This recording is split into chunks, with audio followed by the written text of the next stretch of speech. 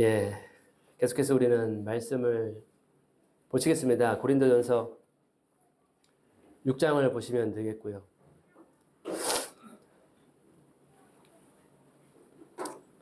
지난 시간에 누룩을 제하라는 그런 제목으로 우리가 말씀을 봤습니다. 누룩은 반드시 제거해야 되는 것이고 또 공동체 안에서 그러한 일들은 우리가 스스로 판단할 수 있는 그러한 분별력과 그런 자질이 필요하다라고 하는 것. 그렇지 않을 경우에는 그것이 교만으로 치우친다. 그러한 내용들을 우리가 함께 봤습니다. 오늘 이어지는 말씀은 어떠한 이야기가 있을지 계속해서 우리는 고린도전서 6장을 살펴보시겠습니다. 보시기 전에 기도하겠습니다. 하나님 아버지, 저희가 드리는 예배를 주님께서 기뻐 받으시기를 원합니다.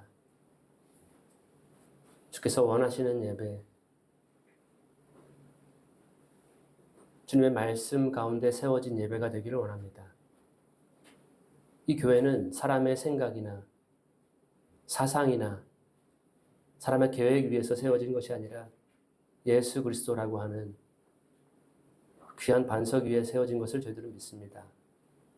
흔들리지 않는 기초로 세워질 때에 그 집이 건축이 될 것이고 사람의 방법이나 계획으로 세워진 그 집은 무너질 것이라는 그 말씀을 기억해 봅니다. 때문에 우리는 예수 그리스도 위에 건축하기를 원합니다. 비가 나고 창수가 나도 무너지지 않는 지혜로운 건축가가 되기를 원하오니 저희들의 모든 생활, 저희들 삶의 한 걸음 한 걸음이 주님 말씀 위에 있게 하시고 주님의 인도하심 속에 있게 하여 주시옵소서. 우리가 말씀을 들을 것입니다. 저희들을 가르쳐 주시옵소서. 살아계신 하나님의 음성을 듣게 하시고 교훈을 받는 저희들 되게 하여 주시옵소서. 그 배운 진리의 말씀대로 또 살아가지는 놀라운 역사가 이 시간에 이루어지게 하여 주시옵소서. 의탁드리며 예수님 이름으로 기도합니다. 아멘. 6장 1절에 보시면 너희 중에 누가 다른 이로 더불어 일이 있는데 구태여 불의한 자들 앞에서 송사하고 성도 앞에서 하지 아니하느냐. 고린도 교회 성도들 사이에 어떠한 문제가 발생한 것 같습니다. 앞에서도 서로 다투고 시기하고 교만하고 그러한 문제들이 계속 이어지는 내용인데 그 문제를 교회 안에서 성도들 앞에서 성도들이 지혜를 모아서 하나님의 말씀의 근간을 두어서 성경적으로 해결을 하고 판결을 했어야 되는 것인데 지금 1절에 보시면 불의한 자들 앞에서 송사를 했다.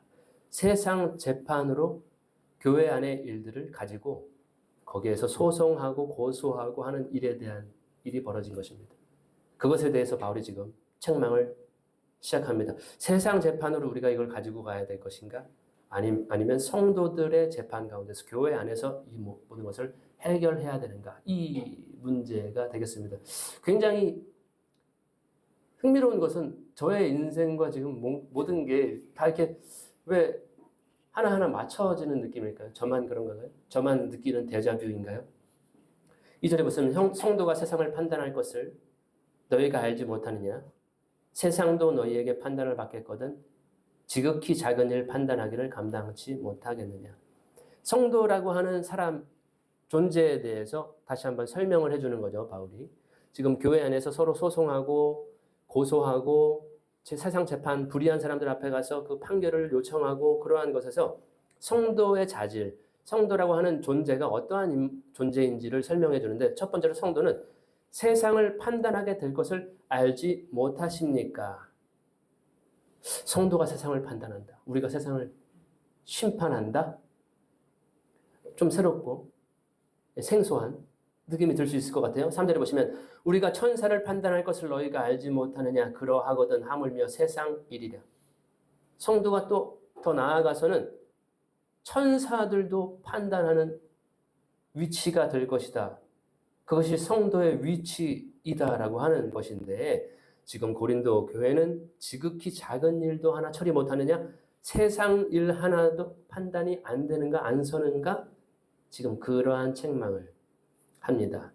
일반적으로 성도들에게 이러한 권세가 있다라고 하는 것에 좀 생소하고 잘 모르는 것 같아요. 우리 성도들, 예수님을 믿는 사람들, 예수님을 믿고 구별된 사람들, 성도라 부르심을 받은 거룩한 사람들이라 하는 예수님의 제자가 된 사람들의 위치와 권세가 이러한 권세를 가지고 있는지 대부분 잘 모르는 것 같습니다. 굉장히 처음 들으신 분들도 계실 거라 생각이 듭니다. 그래서 저희들은 성경 한 구절 한 구절 빼놓지 않고 자세히 한 글자 한 글자 살펴보는 것에 우리가 집중을 하는 이유가 거기 있겠습니다. 그리스도와 함께 왕노릇한다는 것은 들어보실 수도 있어요. 우리가 나중에 예수님이 오시면 그리스도와 함께 왕노릇 할 것이야. 막연하게 그러한 생각을 하는데 이렇게 지금 세상도 판단하는 판단 권세가 있고 또 천사들까지도 판단할 수 있는 그런 판단 권세가 있는 것까지는 이르지는 못하는 것 같습니다. 한마디로 우리가 재판하는 재판관처럼 또 예전에 우리가 이 성경의 역사를 보면 구약의 역사를 보면 왕들이 재판을 했죠. 또 모세가 백성들의 송사와 여러 가지 일들에 대해서 하나님의 법도를 가지고 규례를 가지고 이것은 이렇고 저것은 저렇습니다. 솔로몬 왕이 두 여인의 자식 문제로 인해서 판결을 하는 것을 우리가 볼 수 있습니다. 그러한 연장선, 그리스도와 함께 왕노릇한다는 것은 그러한 심판과 판단과 재판의 어떠한 자격까지도 가지고 있다라고 하는 것.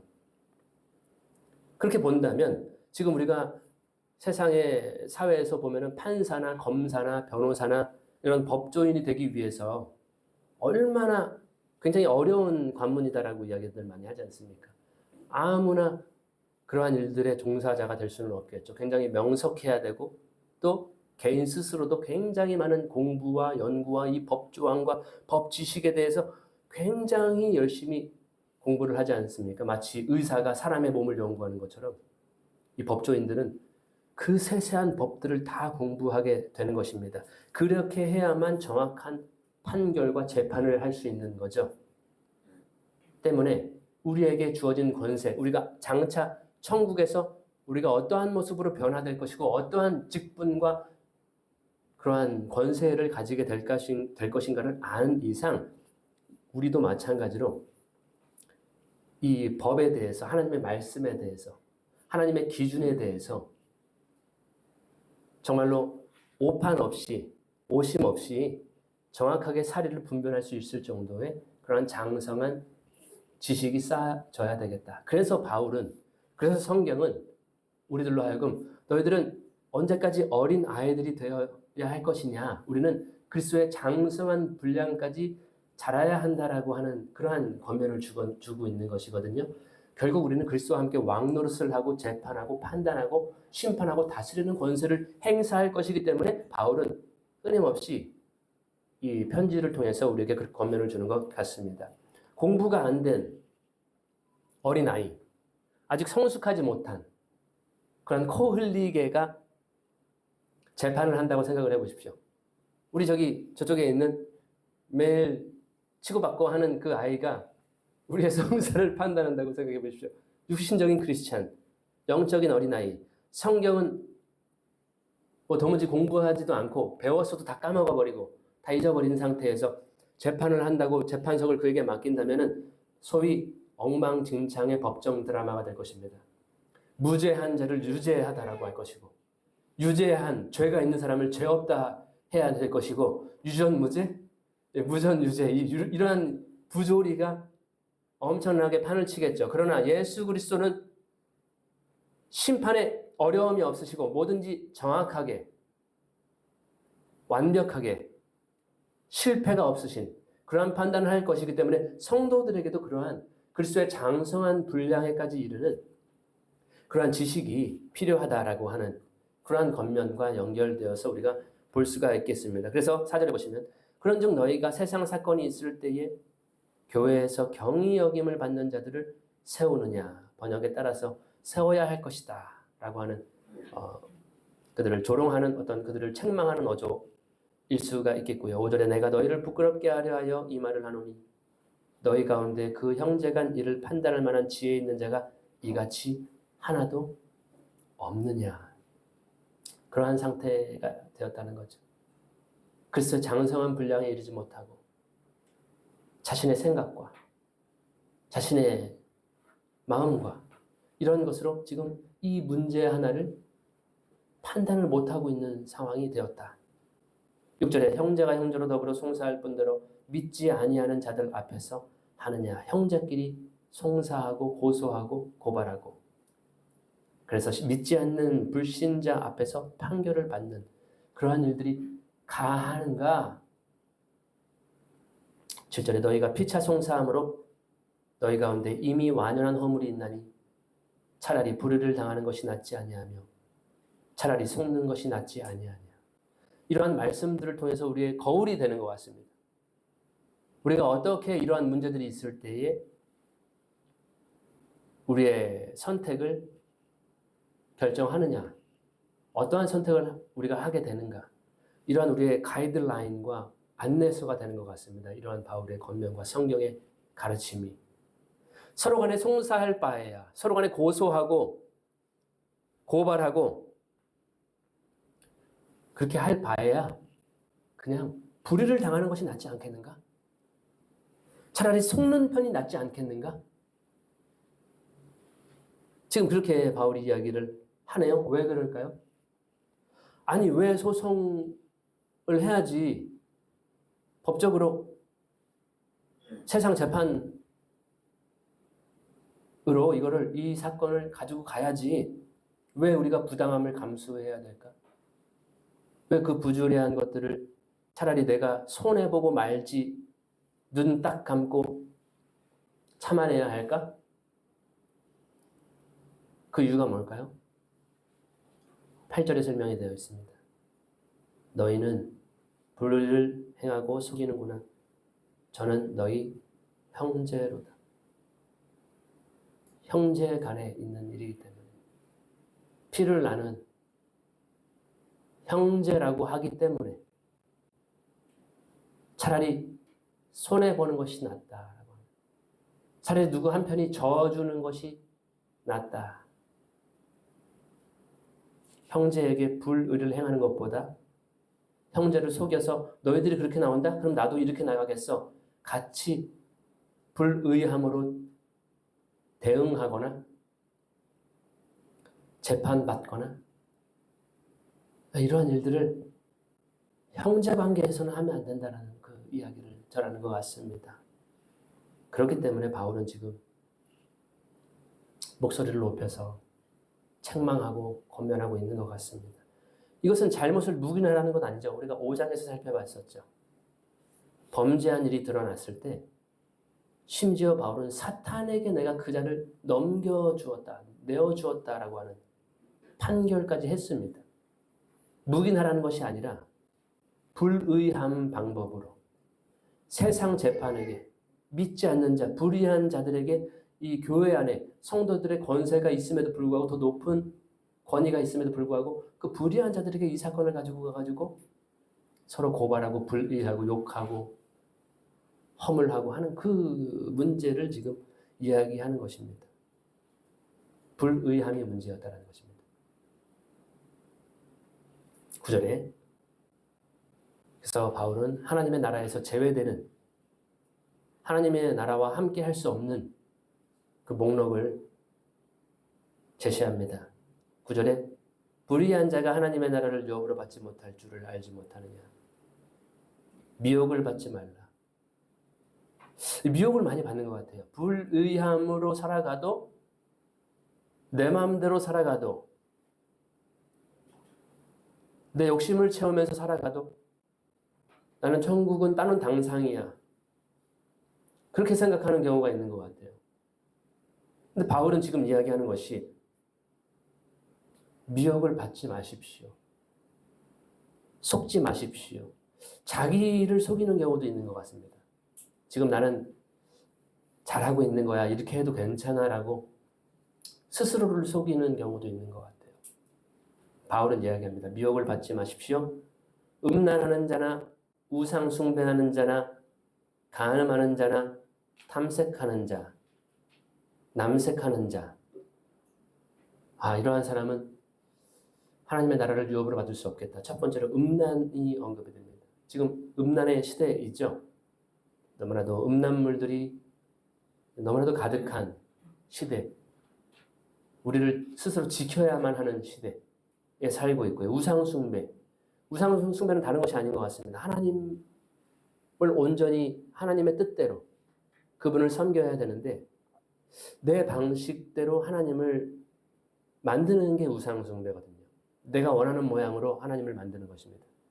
우리가 여로보암이라고 하는 이스라엘 왕이 있었습니다. 근데 백성들이 남유다로 다 내려가려고 예배드리러 가니까 그거 막아야 되겠다. 사람들 내려갔다가는 나중에 다 이 나라가 유다화 되어버리겠다. 예루살렘 성전이 있는 하나님의 성전이 있는 곳으로 예배드리러 다 가겠다. 해서 여로보암이라고 하는 북이스라엘 초대 왕이죠. 금송아지를 만들어 놓습니다. 이것이 우리가 믿는 하나님입니다. 라고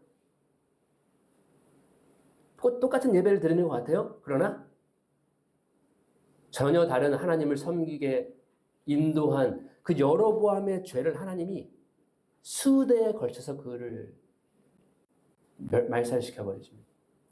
그 죄가 얼마나 큰 죄인지를 이해하지 못하는 사람들로 하여금 하나님께 온전히 하나님의 방식으로 하나님의 방도대로 규례대로 하나님을 예배해야 되는데 거기 사람들 보낼 수 없어.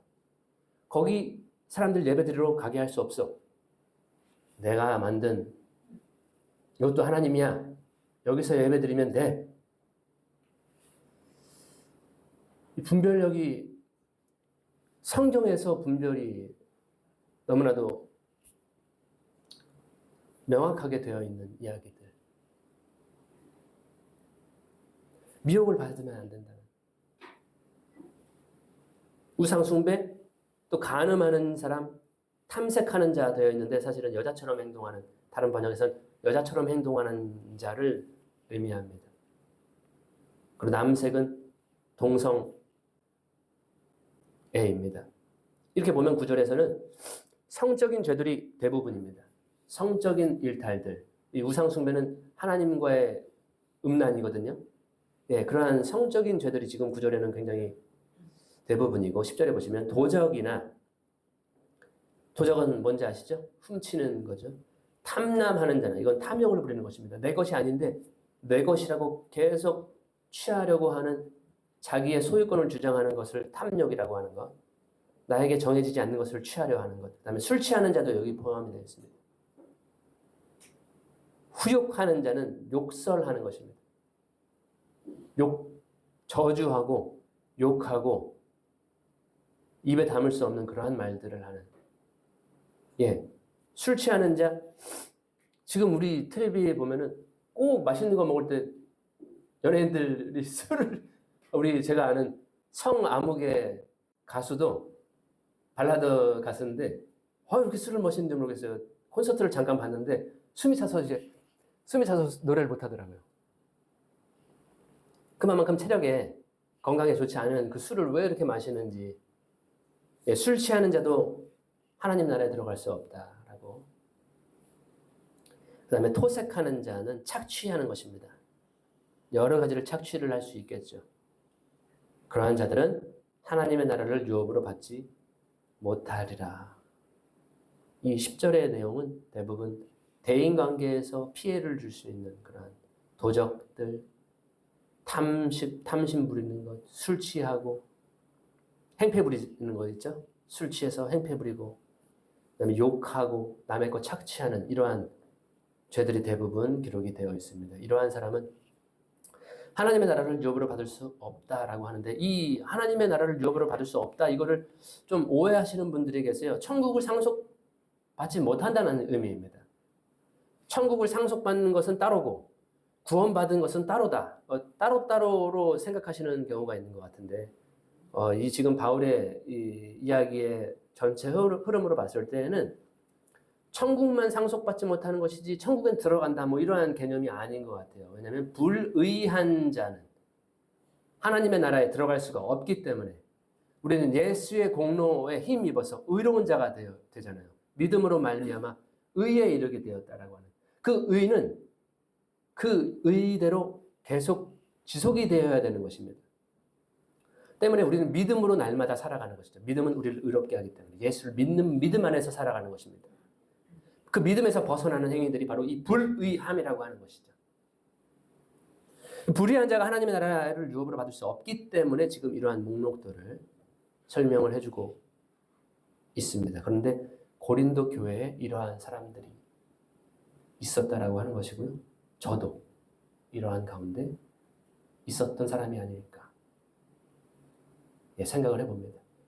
예수의 은혜가 하나님께서 그 진리의 말씀과 은혜를 보내셔서 저로 이 말씀들을 보고 깨닫게 하시고 회개케 하시고 나의 이러한 삶의 모습이 천국과 맞지 않는 삶의 모습이었구나를 깨닫게 되고 그 이후로 계속해서 투쟁하고 그랬던 것 같습니다.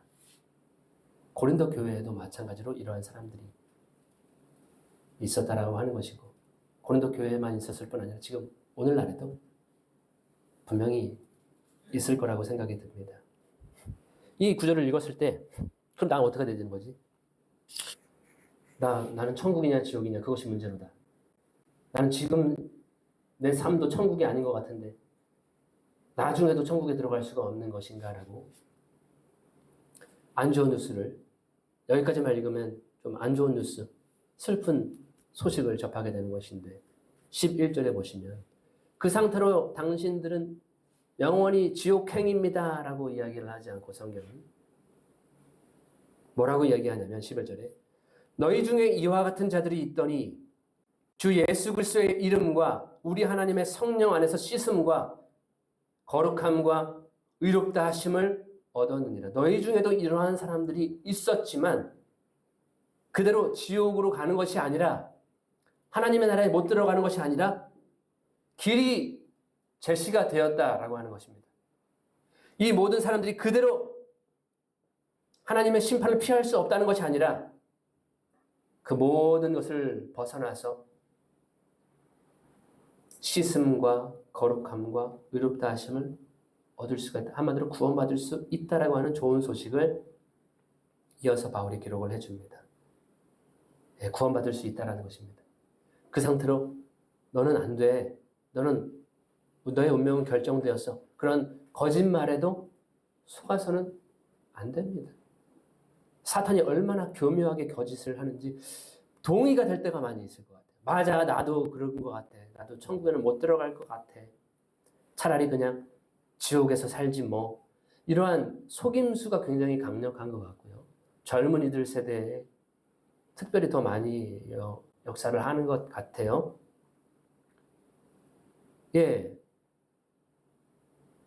자살을 하게 되는, 스스로 목숨을 끊게 되는 일들이 굉장히 많이 있습니다. 안타까운 일이에요. 그 한 아이들, 청년들에게 우리가 소망을 좀 전해야 되는데 그것이 끝이 아니야. 하나님은 너를 사랑하시고 너에게 피할 길을 주시고 구원의 길을 제시하셨어라고 하는 그 기쁜 소식이 그 빛이 비춰졌어야 되는데 깊은 어두움 속에서 그렇게 생을 마감하게 되는 일들이 지금까지도 일어나는 것 같습니다. 그래서 우리가 하나님의 말씀, 이 진리를 전해야 되죠. 거짓이 아니야. 이거는 속임이 아니고 너의 기분을 맞춰주기 위해서 하는 이야기 아니라 성경에 기록되어 있는 이야기야. 하나님의 말씀이야. 그 하나님의 말씀은 그대로 성취가 되어 왔고 될 것이고 앞으로도 그대로 이루어질 것이야 라고 하는 정말 너무나도 탄탄한 흔들리지 않는 요동하지 않는 이 진리를 우리가 전할 필요가 있을 것 같습니다. 우리가 아니면 말할 수 있는 사람은 없을 것 같아요. 왜냐하면 사탄의 거짓말이 너무나도 크게 들리기 때문에. 첫 번째로 우리가 무엇을 받을 수 있는가? 씻음 받을 수 있습니다. 아무리 샤워를 해도 씻어지지가 않는 것 같습니다. 저의 더러움과 냄새가 나는 것 같습니다. 저의 더럽혀진 모든 육체는, 저의 영혼은 씻겨지지 않는 것 같습니다. 라고 할 수 있겠지만 예수 그리스도의 이름과 성령에 의해서 씻음 받았다. 정결하게 될 수 있다. 깨끗하게 될 수 있다. 두 번째로 거룩하게 될 수 있다. 거룩하게 되는 신의 성품에 참여할 수가 있다. 나도 천사와 같이, 나도 하나님과 같이 그런 모습으로 거룩하게 될 수가 있는 거예요. 이 거룩하게 되었다라고 하는 것, 그 다음에 의롭다함을 얻었다라고 하는 것. 너는 죄가 없다. 너는 불의하지 않는다. 너는 의로운 하나님의 백성이다. 자녀다. 라고 할 수 있는 그것이 예수 이름과 성령에 의해서 이루어진다고 바울은 설명합니다. 12절에 모든 것이 내게 가하나 다 유익한 것이 아니요 모든 것이 내게 가하나 내가 아무에게든지 제재를 받지 아니하리라. 조금 어려운 구절인 것 같은데 제 개인적인 이해로는 이제 우리는 유익한 것만 선택해야 된다. 우리가 무익한 것, 백해 무익한 것, 우리는 예수 안에서 씻음 받고 거룩함 받고 의롭게 되었기 때문에 더 이상 그러한 유익하지 않은 것에 연루하지 말자라고 하는 그러한 의미인 것 같고요. 그리고 우리는 어떠한 권세라든지 어떠한 제재를 받지 않아야 한다는 것. 저는 이것에서 벗어날 수 없어라고 하는 것이 아니라 그 억압되어 있는 우리는 자유하게 됐고 예수 안에서 우리는 능력 있는 자들이 되어 있고 전에는 약한 자였어요. 우리는 회복된 자가 되어서 어떠한 권세에 얽매여서 누구에게 제재를 받거나 어떠한 것에 통제를 받는 그런 것이 받지 아니하리라라고 하는 그러한 것으로 저는 이 구절을 이해를 고민을 많이 했는데요. 그러한 말씀이 아닌가. 13절 식물은 배를 위하고 배는 식물을 위하나 하나님이 이것저것 다 배하시리라. 몸은 음란을 위하지 않고 오직 주를 위하며 주는 몸을 위하시느니라. 식물 안 먹으면 우리 죽잖아요. 그런데 그래서 식물은 배를 위하고 배는 식물을 위한다. 먹어야 산다. 그리고 우리 육신적인 소욕들도 있는데 이거 안 하면 나는 못 살 것 같아요. 이렇게 얘기를 할 수 있겠지만 모두 다 사라진다는 것입니다. 우리가 먹고 마시고 느끼고 하는 모든 것들이 다 폐업되고 문 닫는다는 하나님께서 그거 다 폐하실 것이기 때문에 거기에 얽매이지 마십시오. 그래서 우리 몸은 음란을 위하지 않는다. 음란을 위해서 사용해서는 안 된다. 몸은 주를 위해서 사용해야 된다라고 하는 것입니다. 우리 몸을 어떻게 사용해야 될까? 몸 사용 설명서를 지금 음란을 위해서 사용해서는 안 되고 주를 위해서 사용하라는 말씀이고요. 그리고 주는 우리 몸을 위하신다라고. 예수님이 우리 몸을 위하신다. 우리 몸에 관심이 많으신가? 우리는 우리 몸을 통해서 주를 위해서 사용하고 주님은 우리 몸을 위하신다. 우리 몸에 관심이 많으신 것 같습니다. 그래서 주는 우리 몸을 위하실 텐데 어떻게 위하시냐면 14절에 보시면 하나님이 주를 다시 살리셨고 또한 그의 권능으로 우리를 다시 살리시리라. 우리 지금 가지고 있는 육체,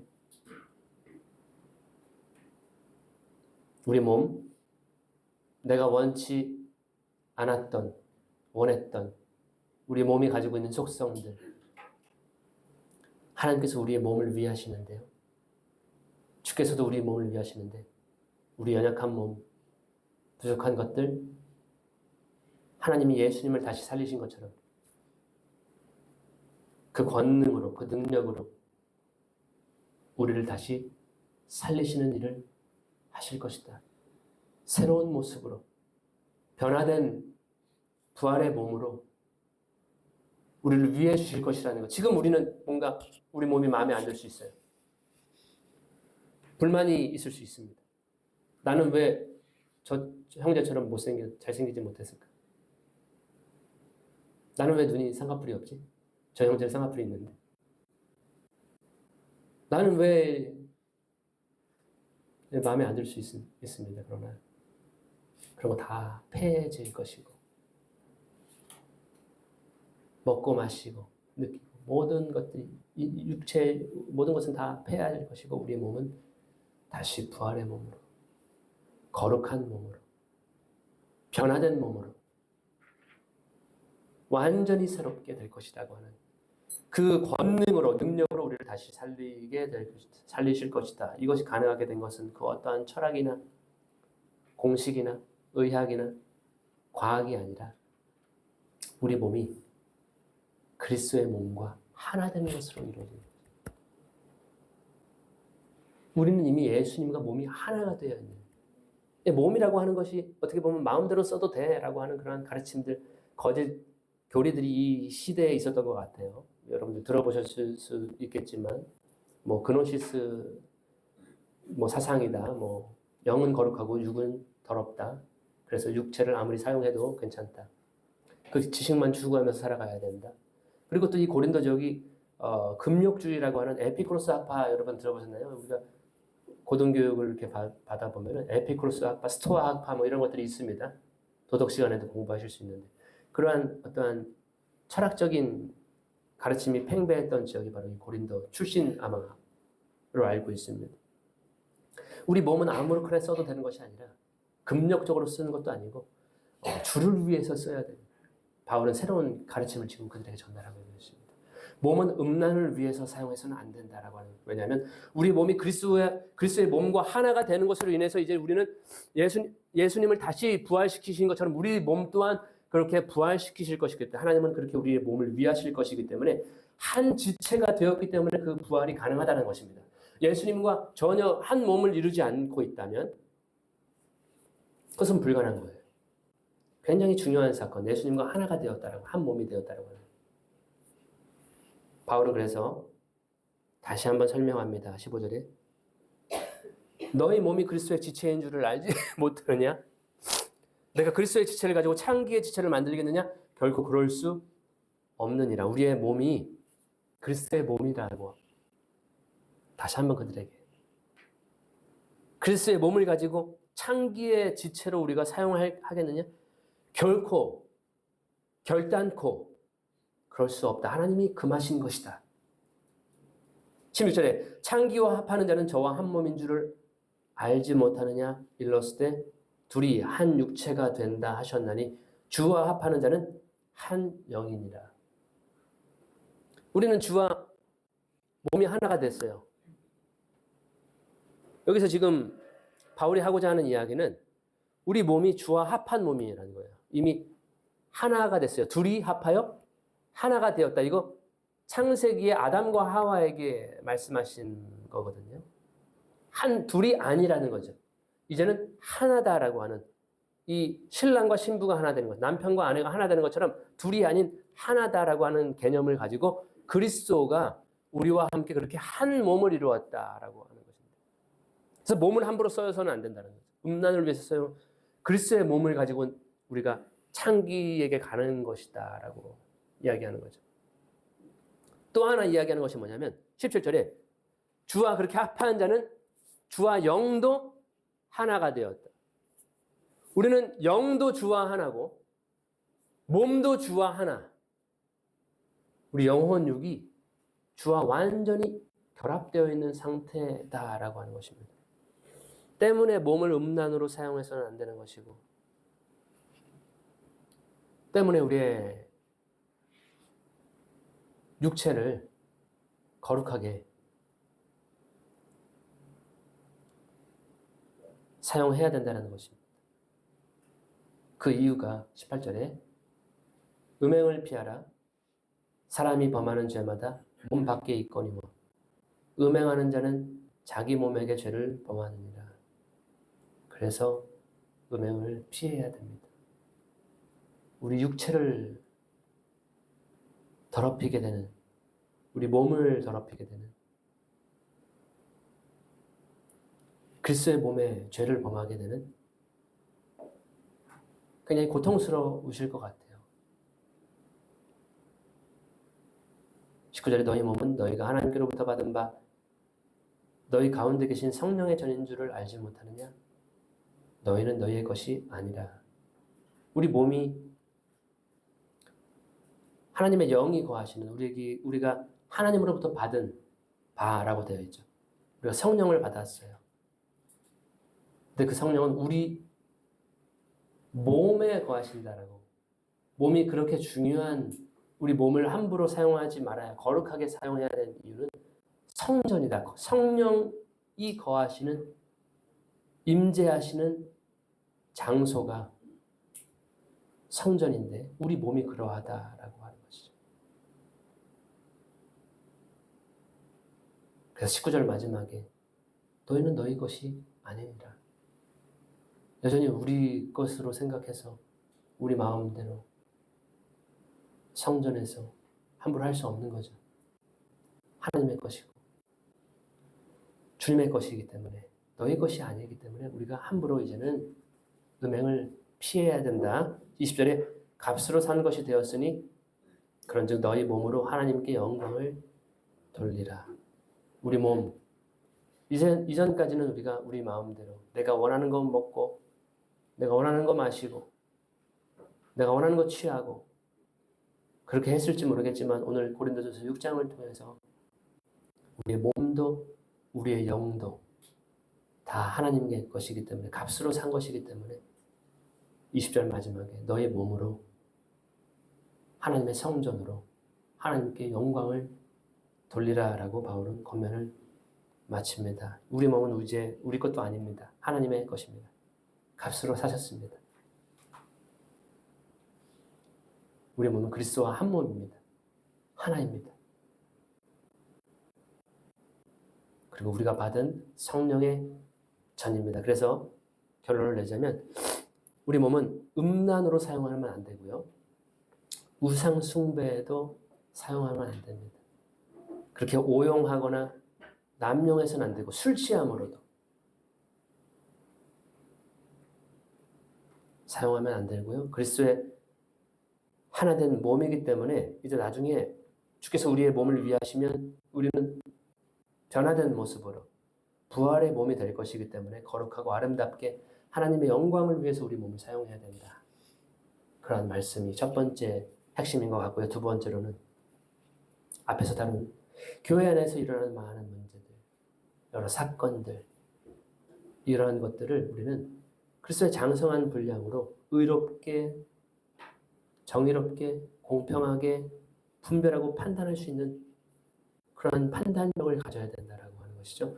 우리는 나아가서 세상과 천사까지도 판단하게 되는 그러한 위치가, 지금은 천사보다 조금 못한 모습으로 살아가지만 우리는 나중에 부활의 몸이 되었을 때 그리스도와 함께 그의 형상으로 변화되어서 그분과 함께 왕노릇을 하면서 심판하게 되는 그런 권세를 누리게 될 것이다.